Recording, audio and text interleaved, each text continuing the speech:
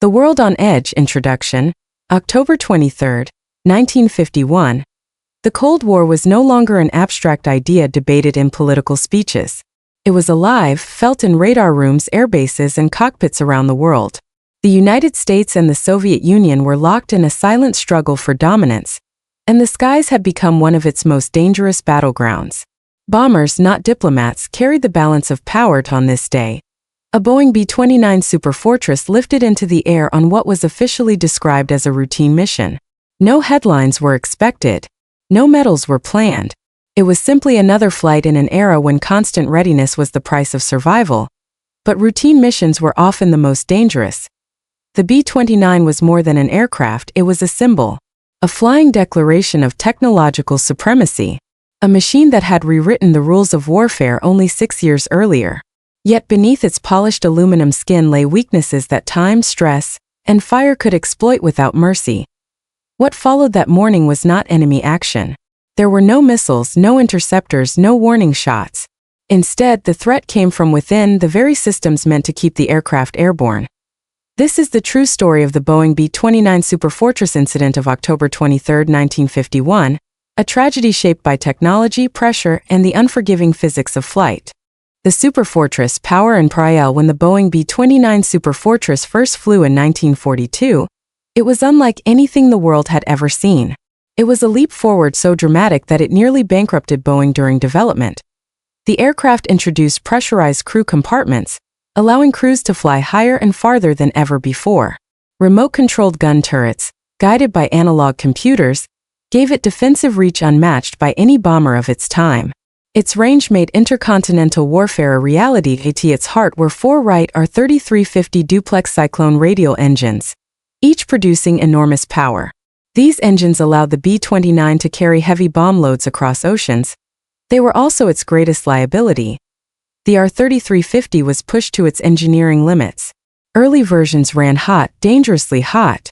Poor airflow, magnesium components, and volatile fuel systems created a perfect environment for fires.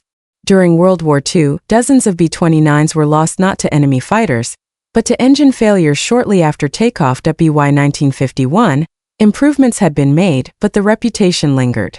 B-29 crews respected their aircraft, but they also feared it. Veteran pilots joked grimly that the plane would fly beautifully right up until it tried to kill you. And yet, despite these dangers, the B-29 remained in frontline service. Jet bombers were coming, but not fast enough.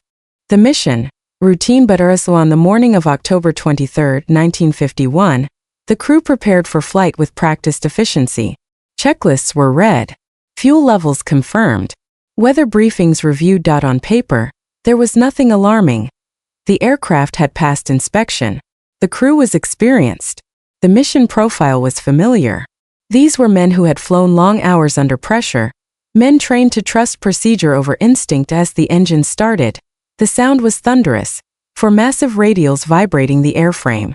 From the ground, the B-29 appeared confident, even majestic. As it taxied toward the runway, takeoff was smooth. The bomber accelerated, lifted, and began its climb, heavy with fuel power flowing through all 4 engines. For a brief moment, everything was exactly as planned. Then instruments began to shift. Temperatures edged upward. A warning sign, subtle but dangerous. Inside the aircraft, crew members monitored gauges closely. No alarms yet, but unease crept in.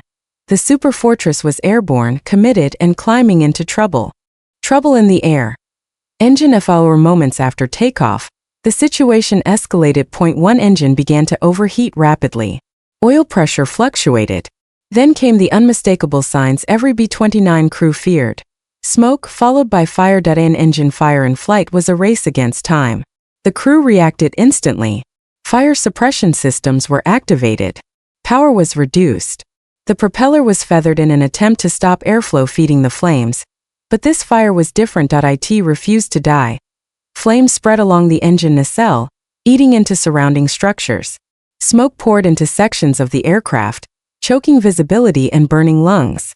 The bomber was still heavy, still climbing, and now fighting asymmetric thrust. Fire in a B-29 was not just an emergency, it was often a death sentence. Losing control. A pilot's in the aircraft began to lose performance. Flying on 3 engines was possible, but only under ideal conditions. This was not ideal. Fire damage weakened systems. Controls became sluggish. The bomber's massive weight worked against every corrective input. The pilot faced impossible choices. Turning back meant attempting an emergency landing with a burning engine. Ordering the crew to bail out meant jumping from a low altitude, with little margin for survival. Radio calls were transmitted. Emergency codes sent. But the fire continued to spread, compromising structural integrity. Every second reduced the options available. The crash. A violent end. The Superfortress could no longer maintain stable flight. Witnesses on the ground later described a horrifying sight. Flames trailing from the wing, engines faltering, the aircraft descending uncontrollably. Then came the impact. Metal tore apart. Fuel ignited. The crash ended the mission in a violent instant. The bomber that once symbolized American air dominance was reduced to twisted wreckage. The sky fell silent. The humans as to beyond the wreckage lay the true loss. These were not just crew members, they were sons, husbands, fathers. Men who trained endlessly for missions they hoped would never turn deadly. Military aviation in the early Cold War was unforgiving. Accidents were common but no less devastating. Each loss echoed through families, squadrons, and bases. They flew knowing the risks. They flew anyway. Investigation. What went wrong? The investigation confirmed long-standing fears. Engine overheating. Fuel and oil vulnerabilities. Fire spreading faster than suppression systems could contain. The B-29's design had reached the limits of what it could safely handle. The findings reinforced an unavoidable truth.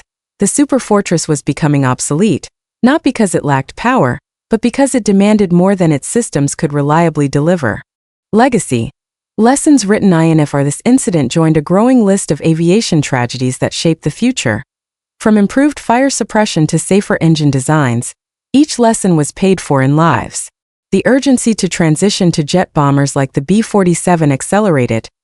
Progress in aviation has always been written in risk, and sometimes in blood. Conclusion. Remembering the Superfortress, Boeing B-29 Superfortress remains one of history's most iconic aircraft. It helped end World War II, shaped Cold War strategy, and it carried brave men into uncertain skies. October 23, 1951, stands as a reminder that behind every machine is a human story, of courage, sacrifice, and the relentless pursuit of progress, and those stories deserve to be remembered.